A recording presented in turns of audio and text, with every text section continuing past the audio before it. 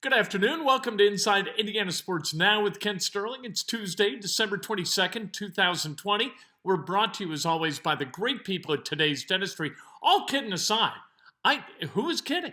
I love Today's Dentistry and Dr. Mike O'Neill. Do you know why? Because he's made all my dental hygiene dreams come true. That's what he does. My teeth have never been healthier. You know why? Dr. Mike O'Neill. It's that easy. 317-849-2933.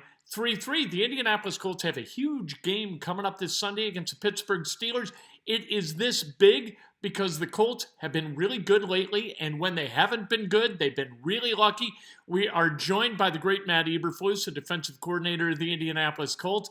Coach, I want to know first, what have you learned about your defense over these two wins against the Texans that very easily could have been losses?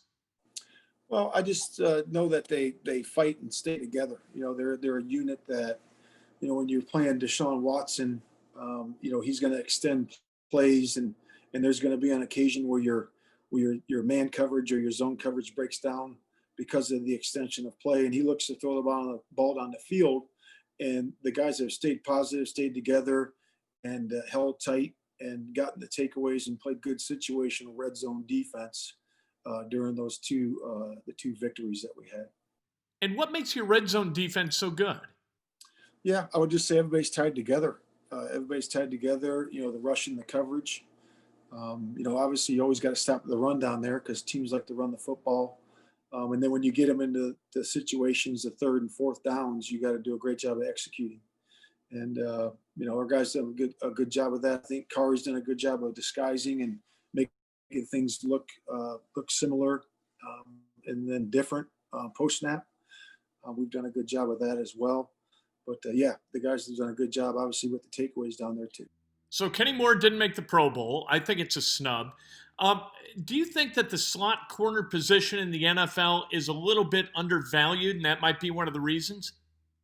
Yeah, I mean, Kenny does play outside too, on base defense. But relative to your question, Jim, I would say that, I would say that it is an undervalued position. Not in our defense, though, because we know that, and I think I've said this before, that the will and the nickel are two hot spots for us and two guys that really have to be explosive playmakers. And we have those here with the Colts, with Darius and Kenny. So those guys, Kenny does a lot of different things. He matches coverages. He's in that hashing the numbers a lot in zone coverage, and has to play those guys in man-to-man and make different calls, and then he pressures a lot. And, so he does a lot of different things for us, and he does them very well. And, he's an outstanding player. He's got great energy, and he brings a lot to the table for us. But we certainly value Kenny as very, very high. And how do you think Kenny's going to respond to the snub? That's we've dealt with that before. Again, we focus on, like I would say, what Coach said.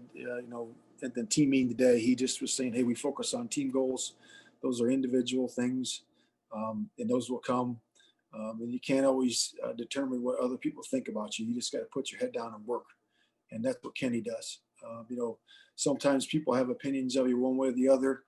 And that's their opinion, and they're entitled to it. And then you just got to keep working and keep producing in your job. And that's what Kenny does on a day-to-day basis. How unique was it this past Sunday for DeForest Buckner to be as impactful on the game as he was while being on that pitch count?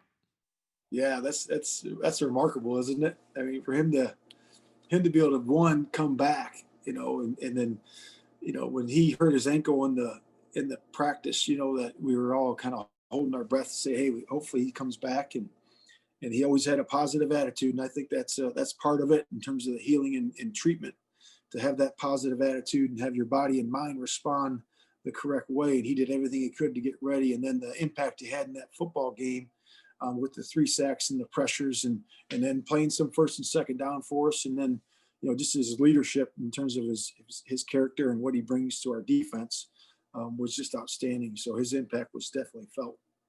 What was your reaction when you saw that Buckner didn't make the Pro Bowl? It happens. I've had guys in the past not make it. And then I've also had guys not make like Darius. I've had another linebacker at a previous stop that didn't make the Pro Bowl, but made the All-Pro team, which is, voted on by y'all, the media, and the guys that are selected to get that vote. to vote on the All-Pro team, and that's more a prestigious honor. And I certainly think that he'll probably get that. I would imagine, because he's one of the best defensive linemen in football. So I'm looking forward to that. And if he doesn't get it, then he doesn't get it. But I think that he's certainly worthy of that. What kind of a resource is Phillip Rivers for you? How has he made the defense better?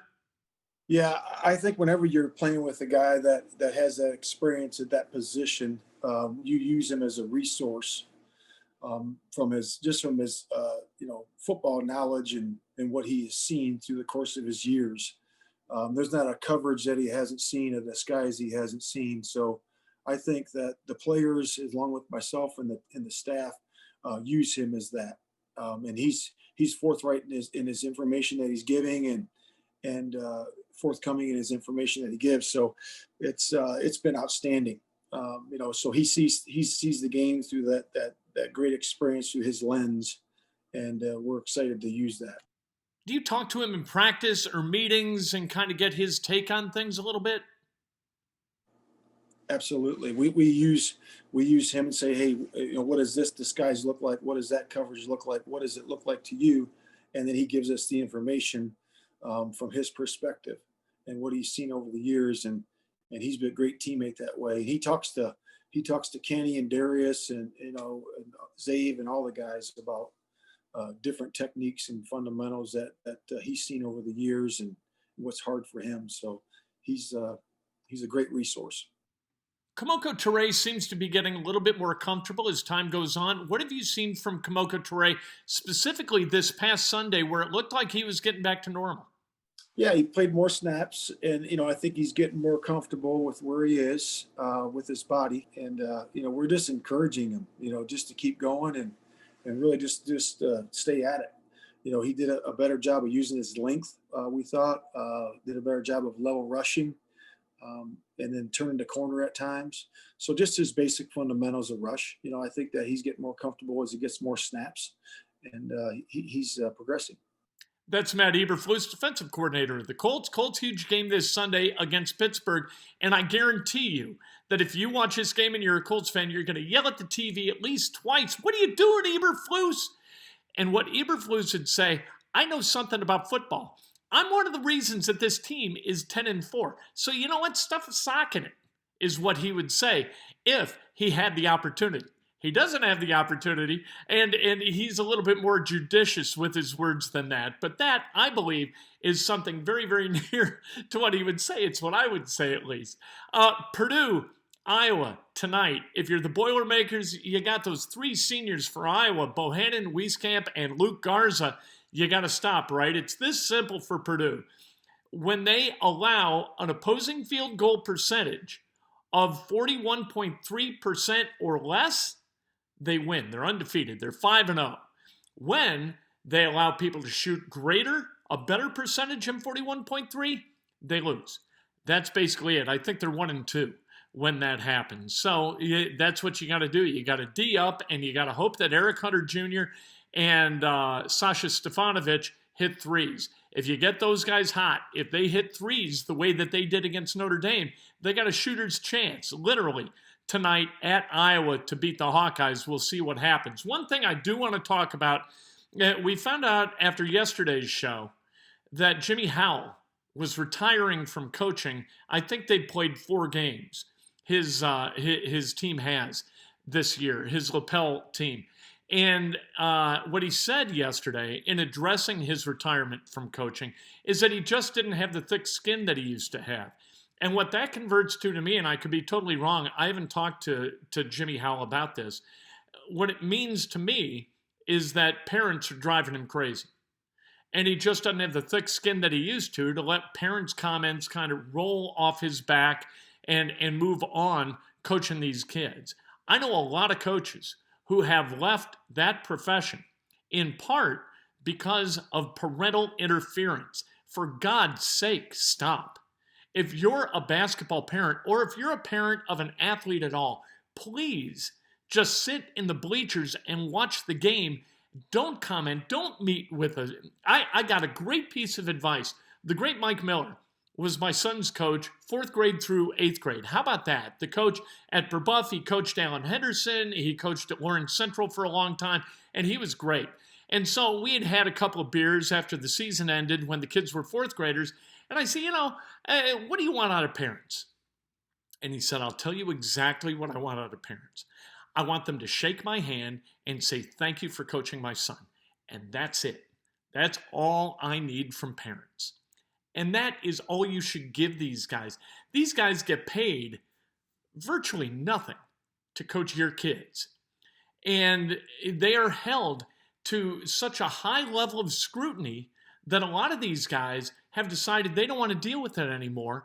And so there's a degradation of the quality of coaching that's occurred. Same thing with officials. You think the officials are bad? Well, you know why they're bad? Because you got a bunch of guys who will tolerate stuff. It's not that they're great at it. And these officials, God bless them, whether they're in basketball, football, whatever the sport, they do the very best job they can. But there are a lot of people who have left that vocation in order to not get yelled at by idiotic parents. So please stop yelling. Please stop making a nuisance of yourself with coaches and officials, or you are going to get the coaching and the officiating that you absolutely deserve. When I was a kid, parents didn't come to games all the time. They didn't come to games, and if they did come to games, it was a social event for the parents. They sat around and talked to each other, and if they paid attention to the game, oh, look, Jimmy's up. Oh, Kent's up, and he's still stepping in the bucket. You know what I mean? They were not plugged in to every at-bat like it meant everything in the world. It's okay if a kid strikes out. It's okay if a coach screws up. It's okay if a coach doesn't play your kid as much as you think that kid should be played. It's all right, because the great lesson of sports is unencumbered and unaffected by that. The best part is getting to know guys or girls, becoming friends, and sharing an experience, and learning how to deal with adversity. If that's all you get out of playing high school or college sports, that is a fantastic bunch of lessons that will be applicable toward a very successful life. So please stop sweating the small stuff. And the coaching is small stuff. The officiating is small stuff. Let your kids play, would you? Breakfast with Kent tomorrow morning. I can't wait to talk to you then. Straight up at 8 o'clock on Facebook Live. Immediately thereafter, 8:20-ish on Periscope and Twitter. We'll be talking about sports. We'll wrap up whatever happens with Purdue and Iowa tonight. We'll preview the Pacers' regular season opener for tomorrow night. And Indiana, they start Big Ten play tomorrow against Northwestern. Cannot wait for that. I think the Hoosiers are really fun to watch. For the first time in a long time, I'm all in behind the Hoosiers. They win, they lose. I'm still enjoying it because I think they play like this. I think they play connected basketball, especially on the defensive end.